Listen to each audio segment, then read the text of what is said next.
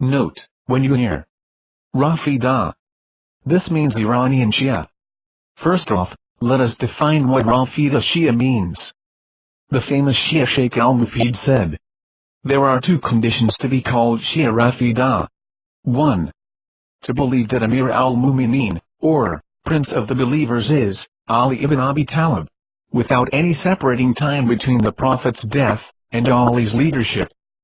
This means that the true leader of the Islamic nation just after the Prophet's death is Ali.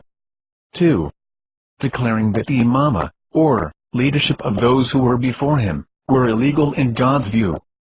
Meaning, the caliphates of Abu Bakr, Omar, and Uthman. Important note, we don't see in this definition of Sheikh al-Mufid that Ali's imama was either by wasiyah, or advice of the Prophet, nor by nas, or textually revealed in the Quran. And this is very important, because those two major missing points in al-Mufid's definition will be added by other more famous Rafidhi scholars as a student, ites. Even today, Rafidhi scholars oppose on this fundamental point of their religion. But they all agree to curse the companions and the wives of the Prophet. This is the description of Ali's imama according to al-Mufid. He says, Ali's leadership started immediately after the Prophet's death, and lasted 30 years. Those 30 years are divided into two periods. First one lasted 24 years and 6 months. It is composed of the three caliphates of Abu Bakr, Umar, and Uthman. During that period, Ali was weak, powerless and afraid of the oppressors. He massively used taqiyya. He lied to survive. See how Ali is portrayed, a weak coward who massively lied to save his life. They say he was forced to obey, even to disobey God.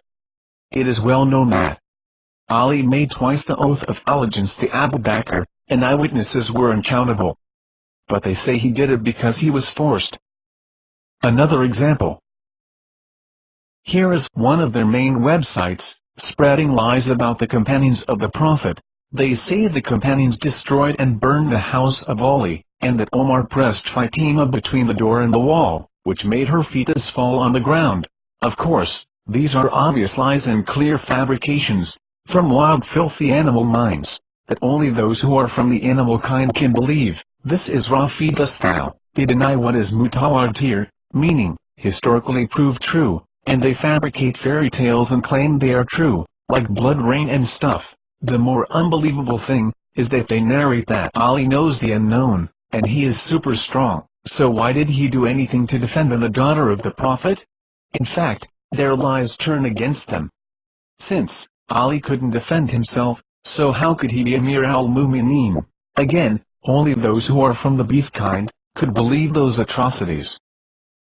The second period is the last 5 years and 6 months when he was the caliph. Finally, without giving attention to quote-unquote small details, like infidelity of imams, their number and their names, what we can say is that the leadership of Ali and his kinship is a fundamental pillar of the Rafidhi religion. Note, imam infallibility and papal infallibility. This sounds similar, isn't it? Let's now go to the main issue. In the 6th year of Hijrah in 628 AD, the Prophet led in peaceful assault on Mecca. This assault was for making the Umrah, or small pilgrimage. The Prophet had 1,400 men with him. They were unarmed. This event is more known by the assault of Hudaybiyah. By the way, it is in Hudaybiyah, under the tree, that the 1,400 companions made the famous oath of allegiance to the Prophet. And he, peace and blessings of God be upon him, announced them they will all enter paradise. And the Prophet does not speak by his own desire. وَالنَّجْمِ إِذَا هَوَى مَا ضَلَّ صَاحِبُكُمْ وَمَا غَوَى وَمَا يَنطِقُ عَنِ الْهَوَى إِنْ هُوَ إِلَّا وَحْيٌ يُوحَى. Just before this pilgrimage, the Prophet asked the Arab Bedouins to come with him and help him if Mecca attacks, but they refused, pretending being busy. So Allah punished them by not allowing them to go with the Prophet in war again. Then, when the Prophet was about to attack the rich Jewish town of Khaybar, the Bedouins wanted to take part to the assault, knowing the huge war booty to take over. Here is the response from God. Quran, chapter 48. سيقول المخلفون إذا انطلقتم إلى مغانم لتأخذوها ذرونا نتبعكم يريدون أن يبدلوا كلام الله قل لن تتبعونا كذلكم قال الله من قبل فسيقولون بل تحسدوننا بل كانوا لا يفقهون إلا قليلا. So, because the Bedouins refused to support the Prophet, Allah punished them by not allowing them to join the Prophet in a campaign anymore.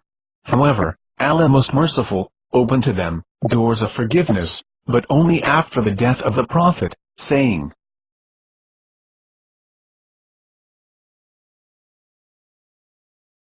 Ye shall be summoned to fight against a people given a dreadful strength, then shall ye fight, or they shall submit. You can see here, the passive form. Ye shall be summoned. So, it is about the leader, who will call them to fight, after the Prophet's death, if they want forgiveness. Let's look at the verse again. Then shall ye fight, or they shall submit. This means that those people shall be destroyed, or they shall convert to Islam. Indeed, in Arabic, Islam means submission, and the term used is Yuslamun. Basically, those people are non-Muslims or apostates. Let's go on with the verse. Then if ye show obedience, Allah will grant you a goodly reward. Then if ye show obedience. What does Allah say in the Quran about obedience? O ye who believe, obey Allah, and obey the Messenger, and those charged with authority among you. Allah uses the imperative verbal form, so it is an order. So, the person who will call the Bedouins is charged with authority, according to the Islamic law, since Allah uses the same word, obedience. But, who are the people with the dreadful strength? History showed that those people were Banu Hanifah. Just before the Prophet's death, a false prophet appeared in this tribe, Musaylama the liar. The whole tribe then apostatized. Muslims had many losses against them, and they beat them only after the third attempt, so, Banu Hanifah were the announced dreadful people to fight. Now the real question is, who was the man charged in authority, who called the Bedouins, and led these wars? You all know the answer. The person was Abu Bakr. He was the first leader to fight the infidels, after the Prophet, peace and blessings of Allah be upon him. He called the Bedouins and the Arabs to fight apostasy in Arabia. After the Prophet's death, almost all Arabia apostatized, so during his 2 years of caliphate, Abu Bakr fought the apostates, until his death in 634. So, Abu Bakr is the chosen first leader by Allah. Now, let's see what Ali did in those circumstances. Ali obeyed Abu Bakr. He attacked Banu Hanifah, and married a woman taken as the war booty. The woman's name was Khalid bint Ja'far. Ali and Khalid had a son. They called him Muhammad, but he was more known by Muhammad ibn al-Hanafiyyah.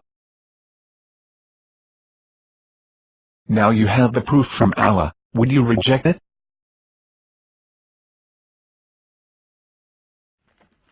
Ubaidah and I and Ali. We Sunnis are the true Shia, and all obey.